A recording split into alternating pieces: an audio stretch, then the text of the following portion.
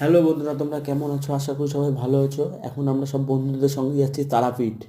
এখন আছি রামপুর স্টেশন থেকে অটো ধরবো, অটো ধরে যাব তারাপীঠ।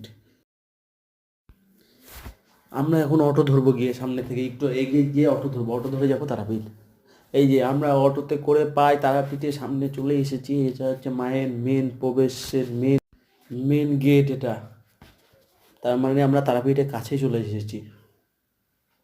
বন্ধুরা, আমরা তো তারাপীঠ পৌঁছে গেলাম, রুমও নিয়ে নিয়েছি।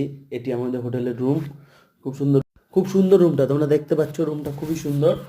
তো ফাইনালি আমরা স্নান করে বেরিয়ে পড়েছি মায়ের পুজো দেবো বলে। আর আমরা সবাই একই পাঞ্জাবি, একই হলুদ কালারের ড্রেস পরেছি।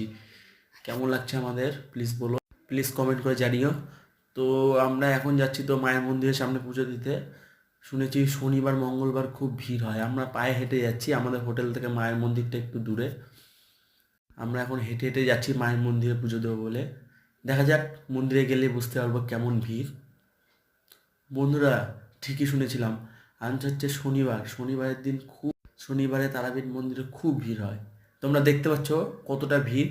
ভিড়ের মধ্যে লাইনে দাঁড়িয়ে আছি, আমরা অনেকটা পিছনে আছি, এই মন্দির থেকে অনেকটা পিছনেই আছি। খুব ভিড়, জানি না কখন পৌঁছতে পারবো মন্দিরের সামনে।